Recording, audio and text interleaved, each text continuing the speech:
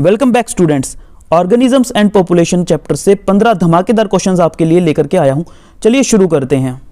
पहला क्वेश्चन है pseudo copulation is shown by. Pseudo copulation कौन शो करता है? Pea plant, Allium, Ophrys, Mirabilis. It is shown by Ophrys, जो कि सेक्सुअल डेसिट शो करता है। Many fishes of fresh water can't live in sea water and vice versa because of osmotic problems, digestive problems, reproduction related problems, respiratory problems. The right answer is osmotic problems. Which one is the highest level of biological hierarchy? highest level बताना बच्चों, individual, biome, community, ecosystem. highest level में आएगा आपका biome. hibernation stands for. hibernation किसके लिए stand करता है? यहाँ पे summer sleep, spring sleep, winter sleep, all of these. Hibernation का मतलब होता है बच्चों विंटर स्लीप, सर्दियों में बॉडी का इनएक्टिव हो जाना, जैसे कि लिजर्ड के केस में होता है। If in a pond there are 20 lotus plant of last year and through reproduction 8 new plants are added, then the birth rate is. Birth rate calculate करना बच्चों, शुरू में 20 प्लांट्स थे, 8 नए ऐड हो गए, तो बर्थ रेट कैसे निकालोगे? सिंपल सा फॉर्मूला बच्चों, जो बर्थ है उसको ऊपर रखोगे और डिवाइड में जो इनिशियल पॉपुलेशन है उसको नीचे रखोगे, 8/20। तो इसको आप करके देख लोगे, ये आ जाएगा आपका 0.4 आ जाएगा। ओके, सो सी आपका राइट आंसर हो जाएगा। Photosynthesis in opuntia plant takes place by. Opuntia plant में फोटोसिंथेसिस कौन से पार्ट से होता है? Root, leaf, stem, all of these. Stem से होता है बच्चों, क्योंकि इसके जो लीफ है, लीफ तो स्पाइन के अंदर मॉडिफाई हो चुके हैं, तो अब जो ग्रीन कलर का स्टेम होता है वो फोटोसिंथेसिस करता है। The rule which says that mammals from colder climates generally have shorter ears and limbs to minimize heat loss. भाई जो ठंडे इलाकों में जो मैमल्स होते हैं उनके लिम्स और ईयर छोटे होते हैं, और ये रूल क्या है? ग्रिफिथ रूल है, लेमार्क रूल है, चार्गफ रूल है या एलन रूल है? बच्चों ये है Allen rule, and this is very IMP question. बहुत बार पूछा जाता है बच्चों, बोर्ड एग्जाम्स में भी पूछा जाता है, नीट में भी पूछा जाता है, तो वो बिल्कुल ध्यान रखना है इस क्वेश्चन को आपने।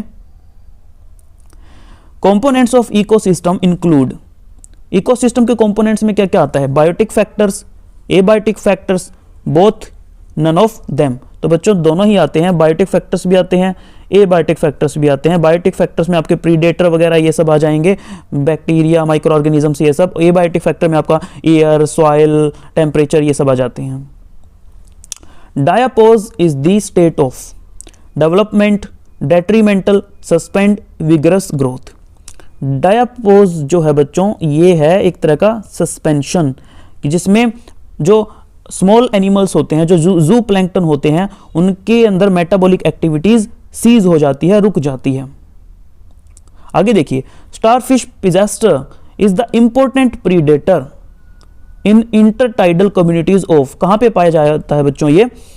American Pacific coast, Indian Pacific coast, African Pacific coast, Indo China Pacific coast. The right answer is American Pacific coast.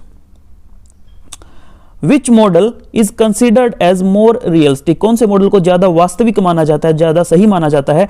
Logistic model को, एक्सपोनेंशियल मॉडल को, जे शेप्ड मॉडल को, ज्योमेट्रिक मॉडल को? And the right answer is logistic model. Interspecific interaction can be beneficial, neutral, detrimental, all of these. Interspecific interaction बच्चों beneficial भी हो सकता है, neutral भी हो सकता है, डेट्रीमेंटल भी हो सकता है।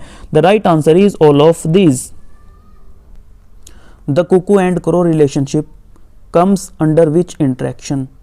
कोयल और क्रो का जो रिलेशनशिप था, जहां पे कोयल अपने एग्स को क्रो के नेस्ट में ले करती थी, ये कौन सी कैटेगरी में आता है? सिम्बायोसिस, कमेंसलिज्म, ब्रूड पैरासिटिज्म या predation? The right answer is brood parasitism. Mycorrhiza represents an interaction between. Mycorrhiza क्या है बच्चों? ये है क्या एल्गी और फंजाई के बीच का इंटरेक्शन है, प्लांट रूट या बैक्टीरिया के बीच का इंटरेक्शन है, फंगस एंड बैक्टीरिया या fungus and plant root? And the right answer is fungus and plant root. जब साथ में होते हैं और एक दूसरे को बेनिफिट करते हैं, that is mycorrhiza which shows symbiosis. Last question है बच्चों, the principle of competitive exclusion was given by, किसने दिया था बच्चों? And the right answer is Gause, GF Gause. So फटाफट से कमेंट बॉक्स में बताओ कि आपने कितने सही आंसर किए हैं। मिलते हैं किसी नेक्स्ट वीडियो में बहुत सारे MCQs के साथ।